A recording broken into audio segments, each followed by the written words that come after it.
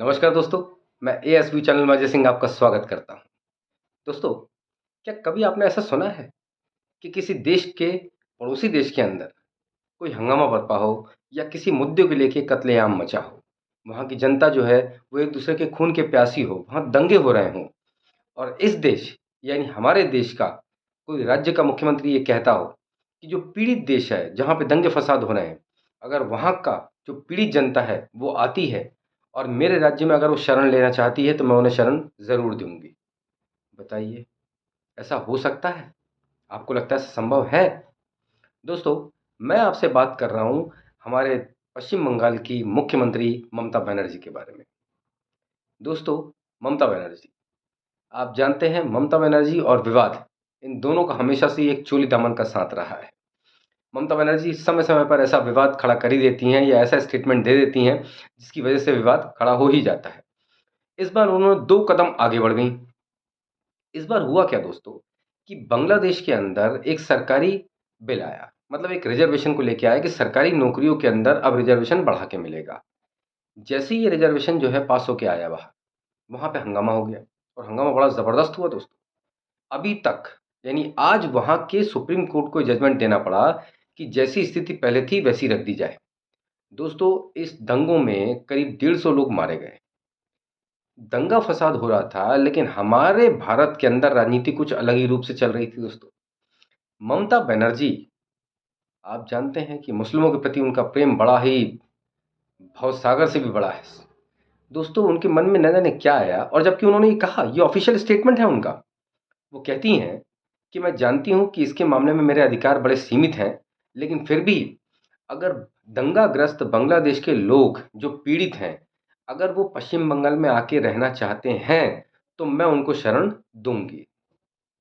ममता बनर्जी, आप पिछले 20 सालों से लगभग 20 सालों से आप मुख्यमंत्री हैं और आपको इतना भी नहीं मालूम कि किसी भी प्रदेश का मुख्यमंत्री किसी दूसरे देश की पीड़ित जनता को अपने क्षेत्र में या अपने राज्य में शरण नहीं दे सकता। आपकी इन बातों को सुनने के बाद मुझे एक बात तो समझ में आ गई कि जो मुख्यमंत्री होता है वो काबिल हो ये ज़रूरी नहीं। मैडम, ऐसा कभी नहीं होता। इसके मामले में पूरे अधिकार केंद्र सरकार के पास होते हैं। राज्य के मो को इस पे कोई अधिकार नहीं होता। ख़ैर दोस्तों, ये वही बांग्लादेश है जहाँ अभी कुछ दिन पहले हिंदू मंदिरों को टारगेट किया गया था। उन्हें तोड़ा गया, उन पे पत्थर बरसाए गए। और तो और दोस्तों सुनिए आप, वहाँ से रेडियो से अनाउंसमेंट किया गया कि हम वहाँ के हिंदुओं को 15 साल का अल्टीमेटम देते हैं कि 15 साल के अंदर बांग्लादेश छोड़ के चले जाएँ। अगर वो नहीं गए तो उसके बाद हमको कत्लेआम कर दिया जाएगा। अब बताइए दोस्तों कि ऐसा देश के लोग, ऐसी गंदी मानसिकता, ऐसी जिहादी मानसिकता के लोग अगर हमारे देश के किसी राज्य में आएँगे तो वहाँ के हिंदुओं के साथ क्या करेंगे? शुरुआत में हो सकता है वो दब के रहें, लेकिन जैसे-जैसे उनकी तादाद बढ़ती जाएगी वो क्या हाल करेंगे? और ऐसे लोगों को ममता बनर्जी जो हैं, वो अपने राज्य में लाना चाहती हैं। दोस्तों, इनको किसी से मतलब नहीं है। ममता बनर्जी अकेली नहीं है, ऐसे और भी कई मुख्यमंत्री हैं। इनको किसी से कोई मतलब नहीं दोस्तों, इनको मतलब है वोट से, कि हमारा वोट गिरता रहे, हमें वोट मिलता रहे, हमारी सरकार बनी रहे। अच्छा, ये जो मुस्लिम जिहादी टाइप के लोग हैं, ये भी यही चाहते हैं कि सरकार इन्हीं की रहे। क्यों? क्योंकि इनकी सरकार में ये जैसा चाहते हैं वैसा करते हैं, इनको कोई रोकने वाला नहीं है। मुझे आज तक एक बात समझ में नहीं आती कि बांग्लादेश में टोटल डेढ़ 2 से ढाई करोड़ वोटर जो है मुस्लिम है और कम ही होंगे, और हिंदू जो वोटर है करीब साढ़े 7-8 करोड़ है। इनकी सरकार बनती है हिंदुओं से, लेकिन दोस्तों ये कभी हिंदुओं के फेवर में कोई काम नहीं करते। ये फेवर में काम करते हैं सिर्फ मुसलमानों के। आप करिए, कोई दिक्कत नहीं है, वो भी इंसान है हमारी तरह, आप उनका फेवर करिए, कोई समस्या नहीं। लेकिन भैया, जो आपकी सरकार बना रहे हैं हिंदू, उनका भी तो ध्यान रखिए मैडम। उनको क्यों आपने अछूतों जैसा एक तरफा करके रखा है? इस देश में पूरे 150 करोड़ लोग हैं। 150 करोड़ में से आप ये अंदाज़ा लगाइए, 125 करोड़ हिंदू पॉपुलेशन है और 25 करोड़ मुसलमान हैं। भाई, आप एक ही तबके को, एक ही धर्म को इतना सपोर्ट कर रहे हैं आप, जबकि ना आपकी सरकार वो बना पाएँगे ना कुछ, उसके बाद भी ये स्थिति है। यही हालत पश्चिम बंगाल की आपने कर रखी है। पश्चिम बंगाल के अंदर आप कहती कुछ हैं, करती कुछ हैं, और अब तो आपने एक कदम आगे बढ़ के ये सब कर दिया। मैडम, इससे कुछ नहीं होना, कुछ भी नहीं होना। आपके अधिकार इस हद तक सीमित हैं कि आप कुछ कर ही नहीं सकती, क्योंकि पूरी पावर केंद्र के हाथ में है। बताइए, अगर ऐसे लोगों को हम लोग अपने देश में लेके आ गए दोस्तों, तो हमारे देश का क्या हाल होगा। और एक बात और बता देता हूँ दोस्तों, ममता बनर्जी की आपको एक चीज़ नहीं मालूम होगी। ये वही ममता बनर्जी हैं जिन्होंने सीएए का बड़ा तगड़ा विरोध किया था, और इन्होंने कहा था कि हम हिंसा में पीड़ित हिंदू, सिख, ईसाई और पारसियों को बांग्लादेश में घुसने भी नहीं देंगे। ये वही ममता बनर्जी हैं जिनके आगे अगर आपने जय श्री राम का नारा लगा दिया तो ये आग बबूला हो जाती हैं। बताइए कैसे हिंदू हैं ये।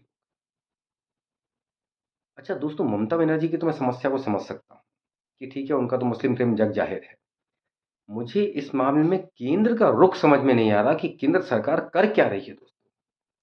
केंद्र सरकार आखिर क्यों ममता बनर्जी जैसे लोगों पर लगाम नहीं लगाती। केंद्र सरकार आखिर चुप्पी क्यों साधे हुए है, ममता बनर्जी को क्यों अपनी मनमर्जी करने देती है वो।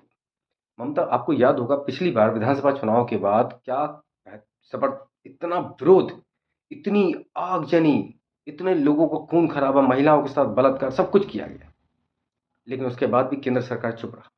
कितने बीजेपी के कार्यकर्ता और आम लोग मारे गए दोस्तों, उसके बाद भी केंद्र सरकार चुप था।